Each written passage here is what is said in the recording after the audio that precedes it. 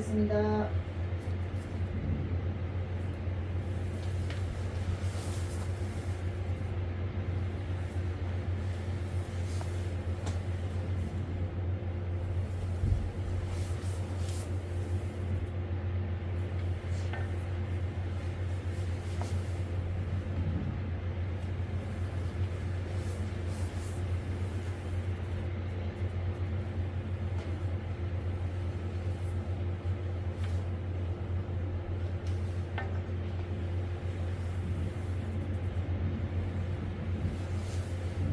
편안히 앉으십시오.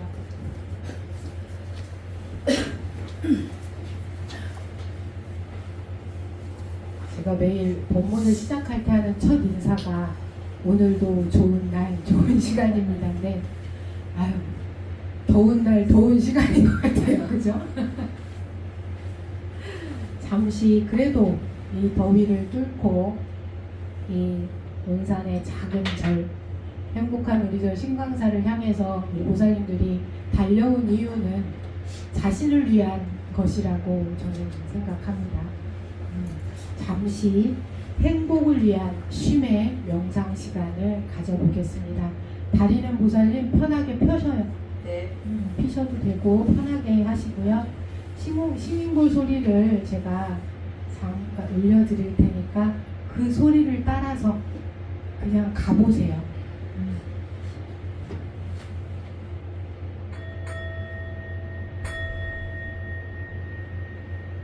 편안한 상태로 허리는 펴시고요.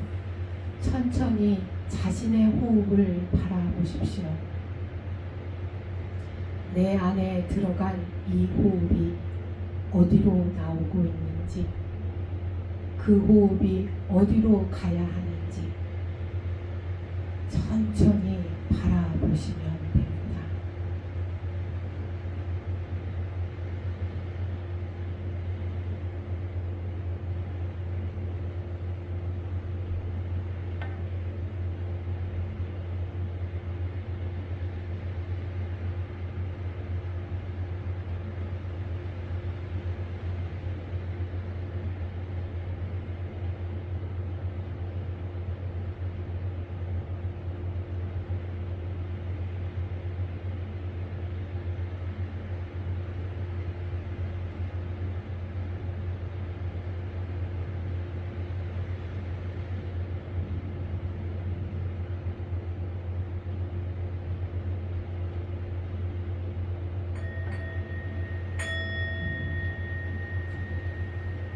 가능하시다면 아침에 눈을 떴을 때 잠시 명상을 하시는 것도 좋고요. 그리고 주무시기 전에 광명진언을 3번이라도, 시간이 없을 경우에는 3번이라도 그 옴 아모카 바이로차나 마하 무드라 마니 파드마 지바라 프라 바를 타야후, 저는 지금 입으로 얘기를 했지만 제3의 눈이라고 하는 미간과 미간사의 이 부분을 제3의 눈이라고 하지요. 부처님에게서도, 부처님들과 보살님들에게도 중앙의 그 자리가 우리의 제3의 숨자리라고 말씀을 드렸습니다. 그 자리에 옴 아모카 바이로차나를 쓰면서 이렇게 하시는 것을 하시면 처음에는 힘들거든요. 그래서 나무아미타불로 시작을 하시면 좋아요. 6자는 갈 수 있잖아요. 나, 무, 아, 미, 파, 불에 합장을 하시면 더 좋겠죠. 그래서 이렇게 하나하나 나의 것으로 만들어가는 연습을 하시면 좋을 것 같습니다. 다 같이 합장을 하시고요. 합송을 하겠습니다. 마음속에 탐심이 생기면, 마음속에 탐심이 생기면 그 탐심이 사라질 때까지, 그 탐심이 사라질 때까지 부처님께 기도하겠습니다. 부처님께 기도하겠습니다. 마음속에 진심이 생기면, 마음속에 진심이 생기면 그 진심이 사라질 때까지, 그 진심이 사라질 때까지 부처님께 기도하겠습니다. 부처님께 기도하겠습니다. 마음속에 치심이 생기면 마음속에 치심이 생기면 그 치심이 사라질 때까지 그 치심이 사라질 때까지 부처님께 기도하겠습니다. 부처님께 기도하겠습니다.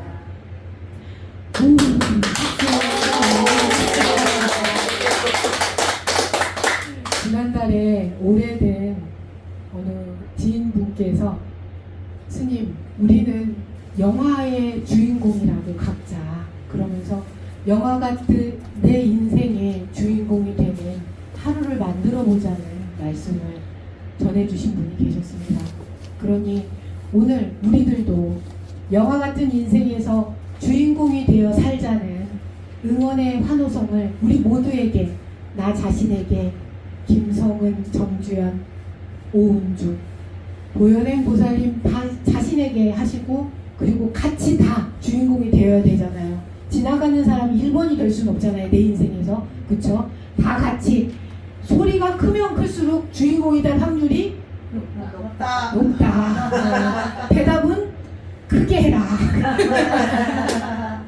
크게 환호성을 한번 올려보겠습니다. 오!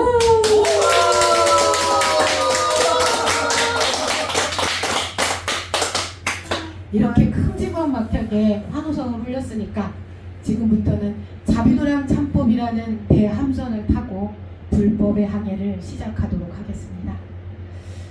자비도량 참법은 몇 권으로 되어 있나요? 10권으로 되어 있습니다. 네.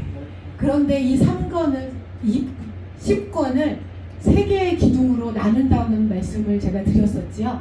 3주설법이라고도 합니다. 그래서 1권과 2권은 상근기를 위한 법문이요.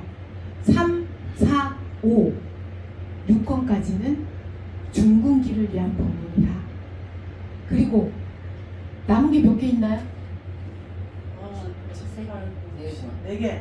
네. 4개. 7, 8, 9, 10.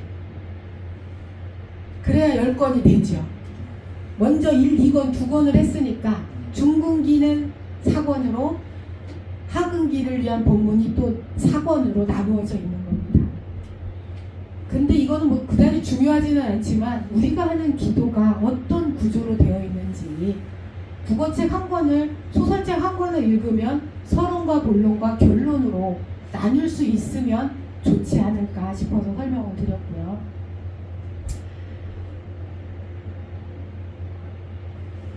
지난달에 2권을 했습니다. 그쵸? 2권까지 독송을 하고 또 사경을 했지만 우리는 아직도 마음에 궁금한 것들이 있죠. 그런데 믿어서 절대적으로 따르만, 저는 추종자가 되라는 말을 하지 않습니다. 다짐을 먼저 하고 기도를 해야 한다는 말씀을 저는 항상 말씀을 드렸습니다. 부처님 뭐뭐 해주십시오가 아니라 부처님 뭐뭐 하겠습니다. 그러니 내가 그것을 할 수 있도록 도와주십시오라는 발언을 하라고 저는 늘 말씀을 드렸습니다. 3권에서는 설명이 조금 길어집니다. 1권과 2권은 상근기니까 제목만 주가 되는 설명만 간단하게 하셨잖아요. 그렇죠? 그랬는데 3권부터는 중근기들이기 때문에 설명을 조금 더 덧붙여야 되겠죠. 그래서 우리들이 자비심을 찾고, 그리고 참회의 마음을 일으키고 또 보리심을 찾을 수 있게끔 도와주는 시작점이 되는 것이 3권입니다. 3권에서는 첫 제목이 현과보. 과보가 뭔지 아시나요? 과보. 지나간 것을 내가 받는 거죠. 착한 일만 100% 한 사람은 과보를 두려워할 게 없겠죠. 선업에 선과보가 나타날 테니까. 그러나 누가 있어 100% 선업만 짓고 살았다고 주장할 수 있는 사람이 누가 있을까? 저는 이실직고 하자면 수많은 사람을 죽였고 수많은 사람을 아프게 했고, 제가 가장 아프게 한 첫 번째 장본인이 저기 앉아 계신 저 노보살님이십니다.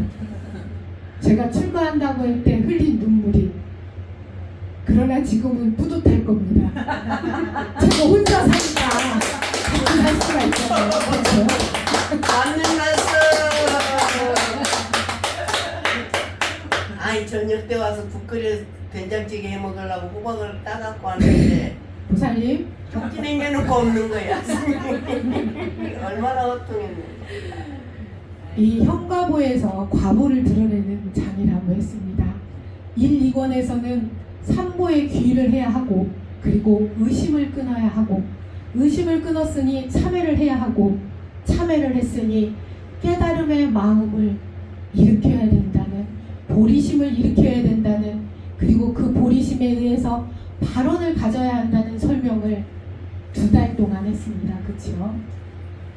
그렇게 그 마음을 회양, 모든 중생에게 회양하는 것까지를 지난달까지 마쳤는데, 이렇게 설명을 했는데도 의심이 끊어지지를 않지요. 설마 그럴까? 진짜? 의심 있으세요, 없으세요? 있죠. 안 한다 하지만 있죠.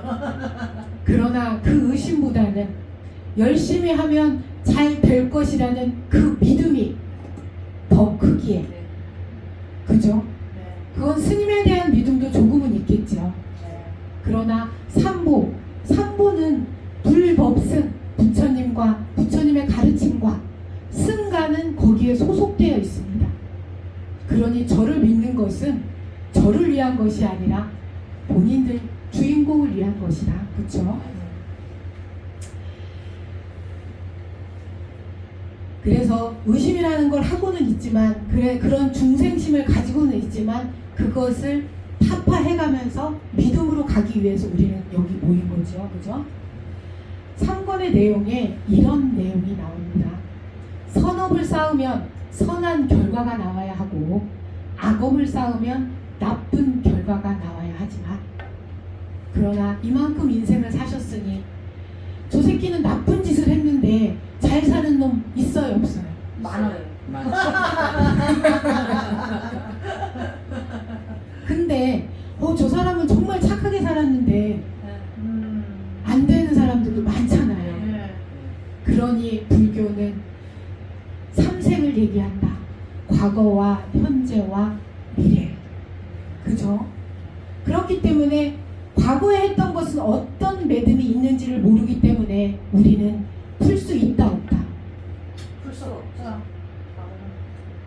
과거는 할 수가 없어요. 그러나 지금 우리가 간절한 마음으로 기도를 하면 그 감흥이 전해져서, 우리가 백중 기도를 왜 하나요? 지금 우리가 기도를 한다고 조상님들이 와가지고 같이 놀 수도 없는 거고, 그러나 내 마음이 그들에게 간다고 믿어야 된다, 안 믿어야 된다? 믿는다. 택도 없는 소리다라고 하면 우리는 기도를 해서는 안 된다. 그거는 업을 쌓는 것이다. 그래서 원래 업이라는 것은 한 생에서 바로 오지 않고 누적되어서 온다는 말이 있습니다. 그래서 제가 작년에 이런 법문을 했었어요. 일타 스님의 어머니 예를 들으면서, 그 과보가 오늘 나쁜 짓을 했는데 과보가 오늘 바로 오면 그 사람은 받을 과보가 쌓여있지 않, 누적되어 있는 게 없는 거예요. 그런데 바로 온다면, 오늘 오다가 나쁜 짓을 했어요. 그런데 가다가 차 사고가 났어요. 그러면은 플러스 마이너스 제로가 될 수 있다. 그런데 그게 안 되면,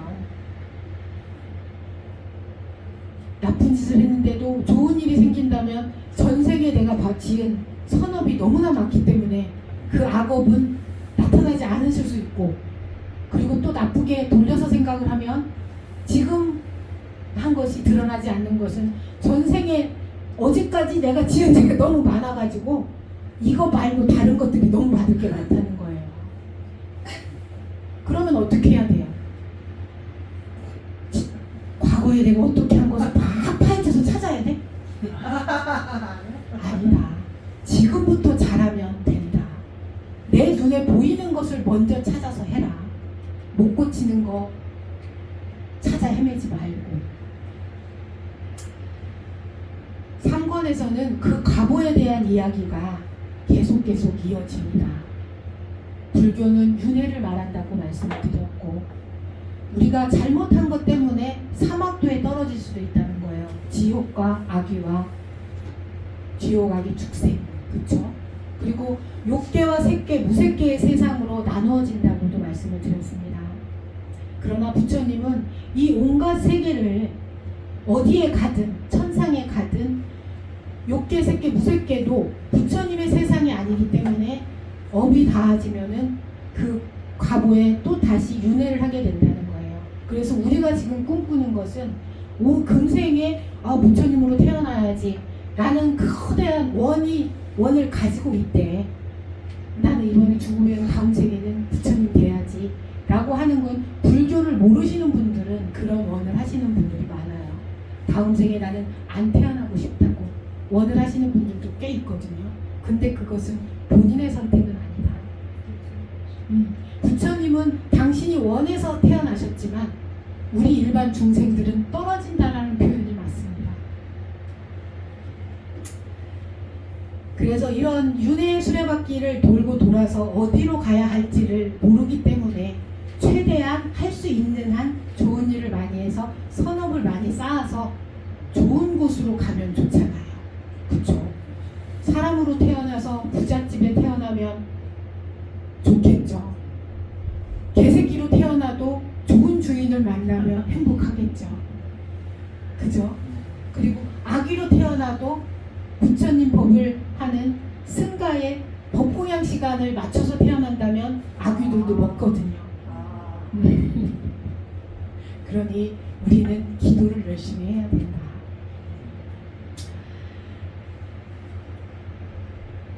인간계는, 우리가 다 인간들이잖아요. 인간계는 욕심이 있어야 태어날 수 있다고 합니다. 욕심. 그래서 욕심이 있어서, 그러나 선업을 많이 지었기 때문에 인간으로 태어났지만 이 욕심 때문에 죄를 더 많이 지을 수도 있겠죠. 탐심과 진심과 치심 때문에. 이렇게 악업을 쌓기가 좋다고 한다는 거예요. 뿌리치기가 힘들잖아요. 어리석기 때문에. 그래서 3권의 첫머리에서는 의심하지 말라는 당부를 하고 있습니다. 의심을 하지 말아라. 그리고 축생계, 아귀도, 좀 전에 말씀드렸듯이 축생들이 우리 인간과 같은 공존을 하지요. 다른 세상에 사는 게 아니잖아요. 그런데 말은 못 알아듣잖아요. 얼마나 다행이야. 사람 소리도 다 이게 이해가 안 되는데 개나 소들의 소리까지 다 우리가 알아들은다면 우리는 얼마나 머리가 아플까. 그렇지 않을까요? 근데 가끔 가다가 전문가들은 새 소리를 알아듣고 개 소리를 알아듣고 그렇기도 하잖아요. 그래서 아예 이제 끊어진 세상은 아니다. 그래서 축생계와 아귀도는 같은 주처가 없다는 거예요. 처하는 것이 어디로 갈지 모른다는 거예요. 사람으로 태어나도 사람의 계가 다 똑같지가 않잖아요. 여기 계신 저 포함해서 이 분들도 다 틀린 세상을 살고 있잖아요. 그리고 앞으로도 틀린 세상을 살 거고, 인간으로 태어났지만 자비도량 자법이 아니라 지장경의 뒷부분에 어머니가 아들의 집에 개로 태어난 이야기, 지장경 독서하셔서 아시지요? 그래서 우리들이 생각을 잘못하면, 이번에 생각을 해서 그 연애 프로그램이나 사람들이 대답을 할 때 남편들이 대부분 이런 말을 많이 해요. 당신 다음 생에 만나도 나하고 만날 거냐고. 나는 당신만하고만 만나야 다시 결혼을 할 거라고. 그런 말들을 하잖아요. 그러면 그런 분들은 똑같이 이제 같은 급세에 업을 쌓으면은 또 부부로, 개로 태어나서 부부로 태어나든지 사람으로 태어나서 개로 태어나든지 하는데, 만약에 업이 같지 않다면 한 사람은 사람이고 한 사람은 개로 태어난다면 반려견이 되는 거예요. 그 지장경에 경전에 나와 있는 내용이니까 그런 일 수 있을까 하니까 농담이지만 나는 다음 생에는 당신하고만 살 거라는 말은 같이 잘 살자고 라는 말을 했으면 좋겠어. 더불어 당신하고만 산다고 하면 같은 집에 태어난 데는 하는 개고 하나는 개하고 고양이로 태어날래나? 그래서 발언을 하더라도 제가 두루두루 회양을 한다는 게 그런 말이라는 말씀 드렸었죠. 그런 거라고 생각을 하시면 될 것 같아요. 그리고 그래서 우리는 누구도 무시를 하고 그러면 안 되겠지만 특히나 말 못하는 짐승에게 함부로 해서는 안 된다. 그리고 개고기를 안 먹는 분들이 굉장히 많고 요즘은 이제 개 그거는 하지를 않잖아요. 세계적으로 이제 안 되니까 그런 것들이 그냥 있는 것은 아니다. 그리고 사람과 가장 가까운 짐승은 저는 개가 아닐까 싶다고 생각을 해요. 그렇기 때문에 그 집안의 개는 주인을 가장 잘 섬기는 동물도 개 이상이 없을 것 같다는 생각을 하는데 그래서 그런 말들이 생겨나고 이어지는 거라고 저는 생각을 해요.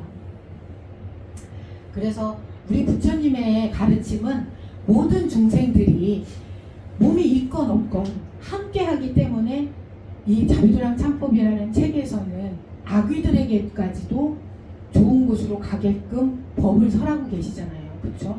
그리고 전생의 부모, 현생의 부모, 과거의 부모 스님들에게도 비구, 비구니, 전생, 현생, 미생까지도 다 발언을 하는 내용들이 지금부터 이제 기도할 부분에 나와 있는 거죠. 이렇게 내가 알지도 못하는 사람들에게 기도를 해주는 이유는 일체 중생에게 모두에게 회양을 해야 하기 때문인 거예요.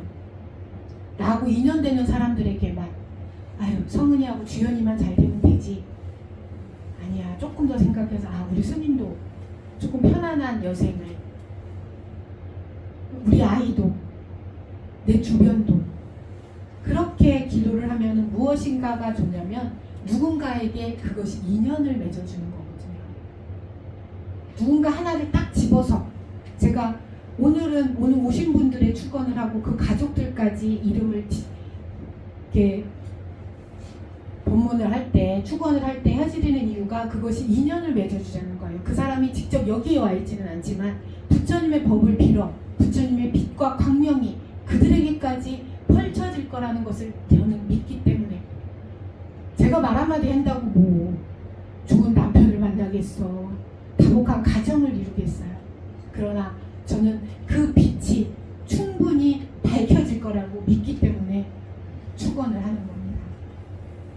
그런 의미에서 이렇게 대단한 자비도량 참법을 우리가 기도를 하고 있으니까 중간 박수를 한번 쳐야 되겠죠. 애매 조금 더 크게 한번 쳐봐요.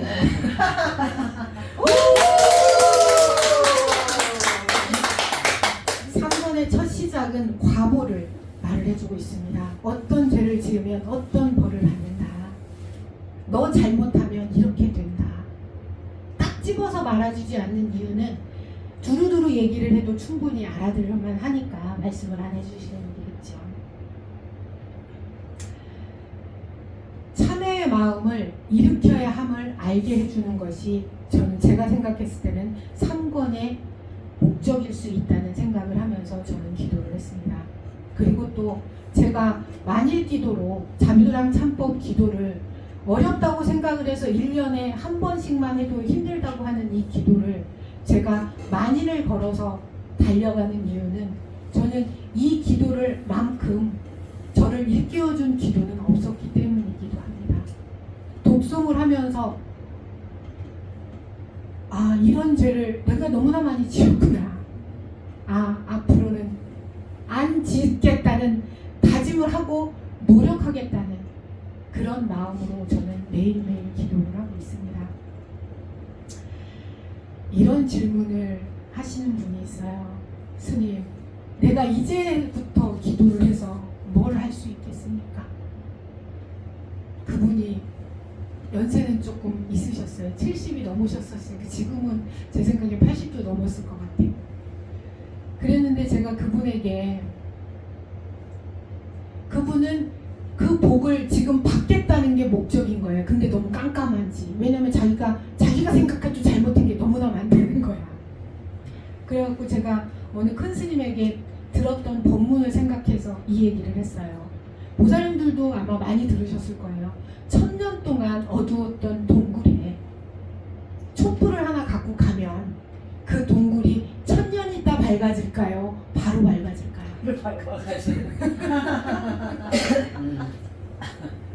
보살님 1000년 있다 밝아져요? 아니요, 바로 말하지. 대답 좀 크게 해줘요. 기도라는 것이 그겁니다.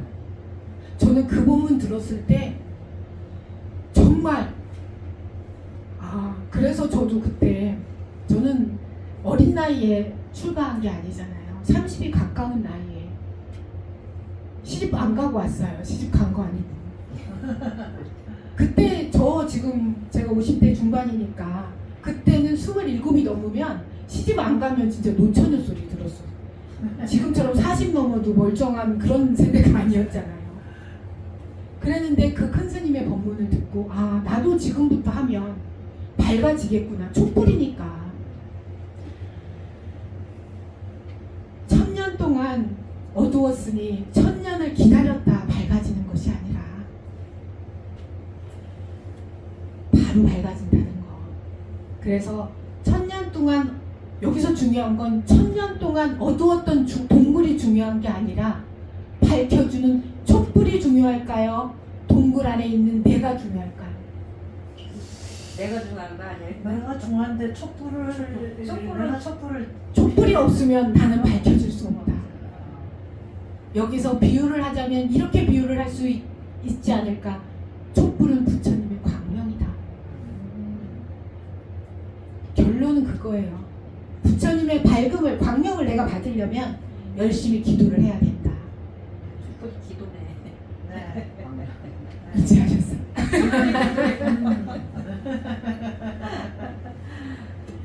여기서 중요한 건 오늘 지금 촛불을 켜느냐 안 켜느냐, 그리고 또 중요한 것은 그 켠 촛불을 얼만큼 유지할 수 있느냐.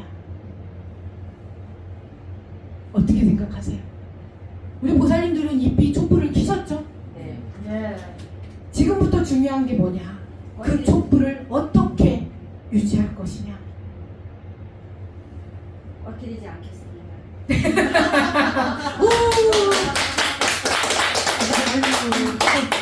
우리 여기에 계신 모든 분들은, 그리고 저의 법문을 들고 계시는 불자님들은 오늘 촛불을 밝히신 겁니다. 그쵸? 그리고 현명한 자신을, 그 촛불을 밝힌 현명한 자신을 위해서 부처님께 지극한 마음으로 기도를 하시면 된다는 말씀을 다시 한번 드리고 싶습니다. 3권에서 비유를, 여러 가지 비유를 3, 4, 5, 6권이 이어집니다. 그래서 우리는 과보를 이제 알게 될 겁니다. 그래서 잘해야 한다는 건 알았는데 여기서부터가 더 중요하겠죠. 어떻게 해야 잘하는 것인가? 그쵸? 어떻게 해야 잘하는 걸까요? 그것은 각자의 몫입니다. 그러나 제가 말씀을 드리고 싶은 것은, 여기서 확실하게 끊어야 할 것은 의심을 하지 말아라. 믿어야 한다. 아시겠습니까? 네. 네. 본문에 이런 내용이 나옵니다. 작은 선을 가벼이 여겨 복이 없다고 하지 말라. 물방울이 비록 작으나 모이면 큰 그릇에 차여지나니, 작은 선을 쌓지 않으면 성인이 되지 못하느니라. 반대로 작은 악도 가벼이 여기지 말라. 이 정도는 해도 되겠지, 얘는 때려도 되겠지, 그거는 아니다. 작은 악도 쌓이면 분명히 재앙을 가져온다고 했습니다. 우리가 사는 세상을 오탁악세라고 합니다. 말세라고도 하죠. 전쟁과 기아, 질병이 가득한 세상이고, 전쟁을 직접 겪은 세대들이 아직도 살아계시죠. 그리고 지금 우리는 코로나19라는 전 세계적인 고통에 휩싸여 있고요. 이런 세상이 오탁 악세라고 할 수 있습니다. 그리고 사이비 종교가 왜 이렇게 많이 일어나는지, 전 재산 왜 이렇게 많이들 갖다 주는지. 그런데 이런 세상이, 그런 생각을 하게 하는 세상이 오탁 악세라는 그 세상에 우리가 지금 같이 살고 있는 겁니다.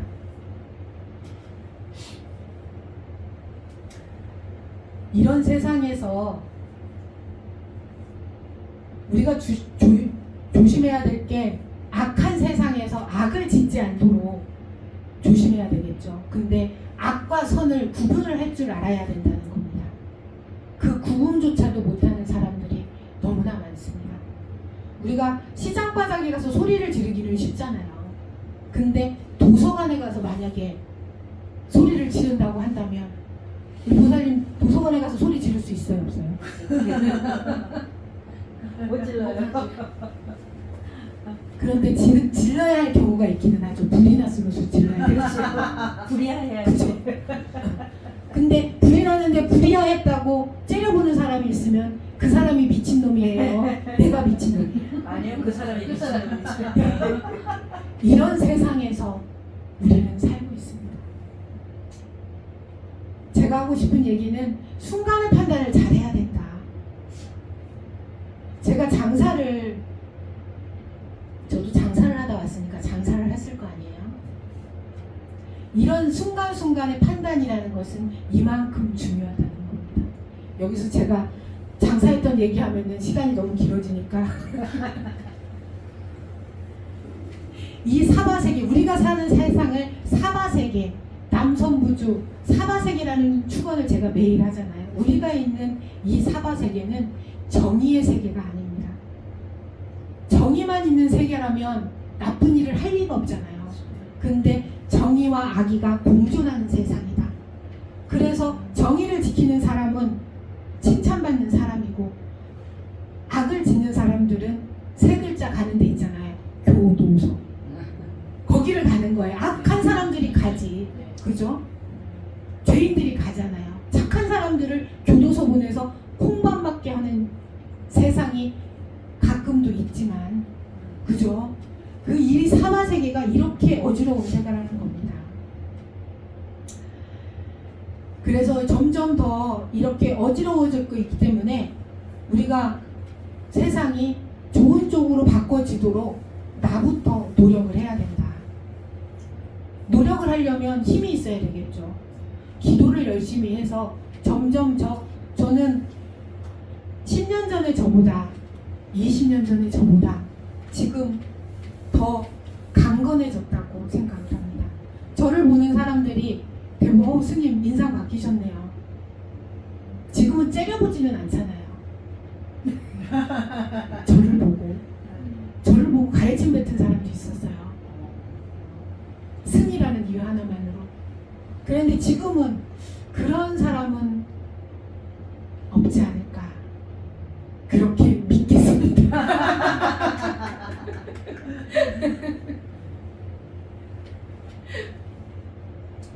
다 좋을 수는 없다. 그래서 저는 항상 부끄러운 마음을 일으킬 줄 알아야 한다는 말씀을 드립니다. 부끄러움을 알아야 한다. 그래야 참회하는 마음도 일으킬 수 있고.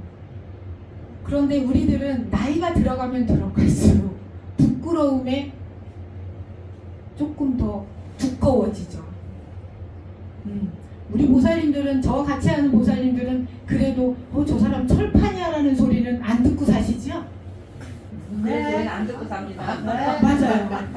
근데 보살님들이 봤을 때 철판들이 주변에 한두 명 있어요, 없어요?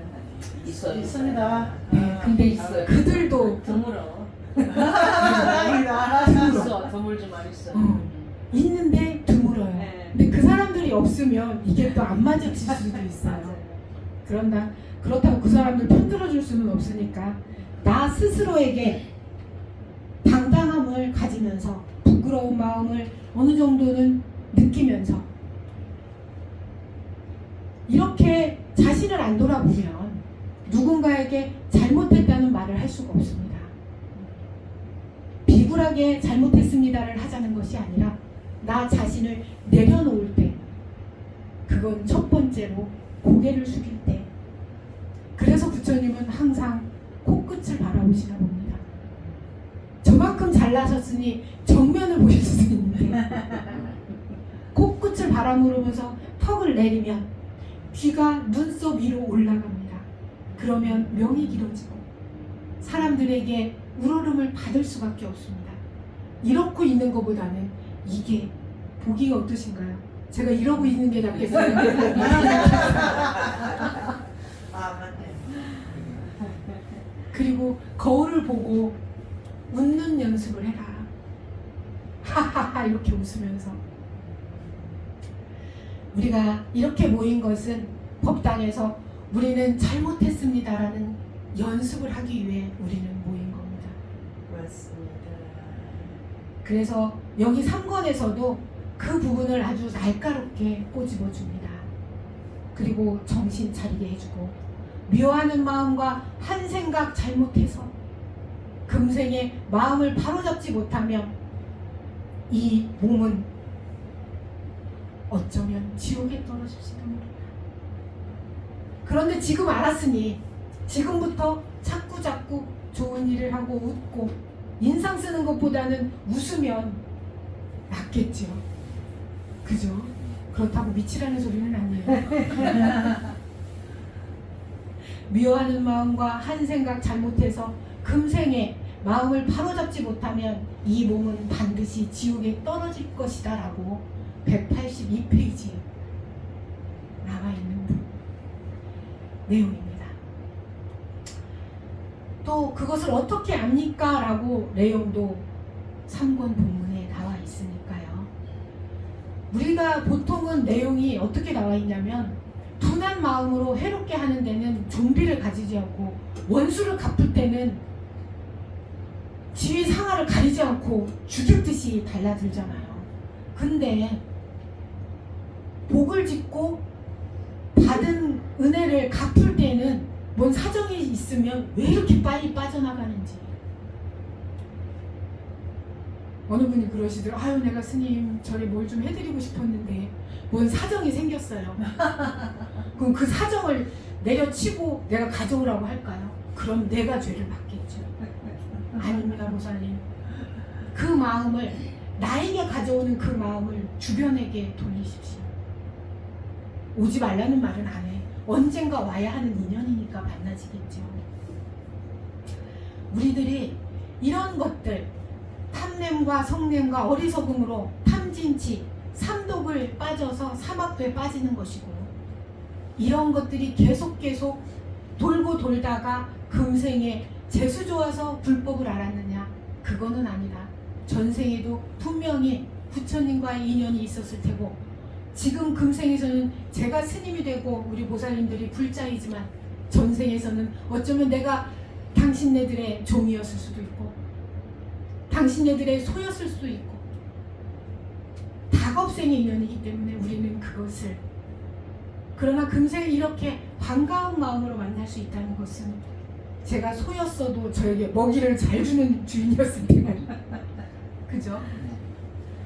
아유, 저놈 내일은 잡아먹어야지 하면서도 안쓰러운 마음에 여물을 좀 많이 준 주인이 아니었을까. 3권에서는 이런 내용들이 많이들 이어지고 있습니다.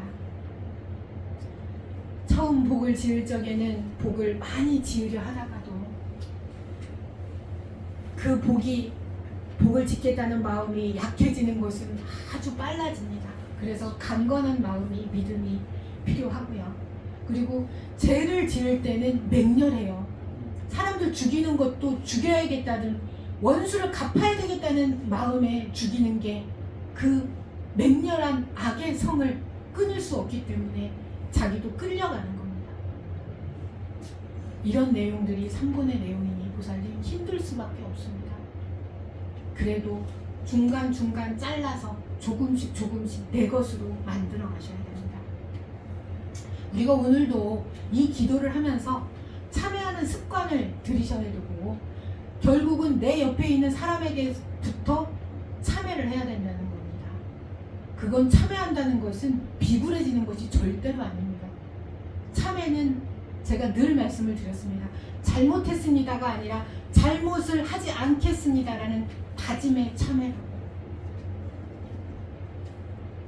그리고 자기 스스로가 너무 소중하다면 포기하지 말고 작은 선부터 실천을 해라. 내가 나이가 많다고 그만두려고도 하지 마시고, 내일 길을 가다가 죽더라도, 오늘 가다가 죽는 한이 있더라도, 아휴, 내가 절에 안 왔으면 안 죽었을 텐데, 그런 마음을 하시면 안 된다. 그죠? 네. 그리고 내가 지금까지 안 한 건, 아무리 알고 있는데 안 한 건 아무런 소용이 없다.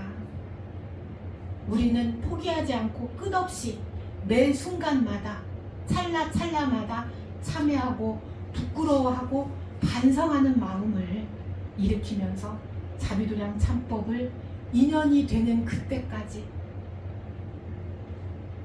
이어가야 합니다.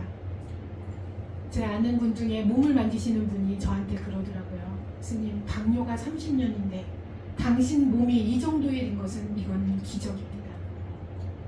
당신이 이렇게 절을 할 수 있고 목탁을 칠 수 있는 것은 손목이 여기가 흐드러졌다고 하더라고요. 그런데도 고통이 없다는 건 스님 이건 기적입니다. 아, 절을 더 해야 되는데요. 그러니까 본인도 자기가 이해가 안 간다는 거예요. 그것도 인슐린을 맞고 있으면서 30년 당뇨병 환자가 지금도 나가서 이렇게 제 얼굴만 보고서는 뭐 환자라는 소리 하는 사람은 없어요. 근데 이제 다만 빡빡이라서 암 환자인 줄 아는 사람들은 간혹 있어. 인슐린 맞으시는구나. 암 환자인 줄 아는 사람들은 있더라고. 그러면 이제 내가 그때 얼른 얘기를 하죠. 스님이라고. 우리가 보살님들이 참여하고 부끄러운 마음 그리고 반성하는 마음으로 이 기도를 오래오래 유지할 수 있겠으면 좋겠다는 마음이고요. 제가 작년에도 이런 말씀을 드린 적이 있었습니다. 제가 언제까지나 여러분의 곁에 있을 수는 없다. 그러니 이렇게 만날 수 있을 때 같이 하시는 그런 마음을 제 생각에 공감을 하신다면 조금 길어지는데 오늘 여러분이 이 어려운 기도를 계속 이어가는 것은 여러분들은 진정한 부처님들의 제자요 불자들이라는 것을 증명해 주시는 것이라는 것을 저는 그렇게 믿으면서 우리 보살님들을 기다렸습니다. 오늘 자비도량 참법 본문은 여기까지 마치고요.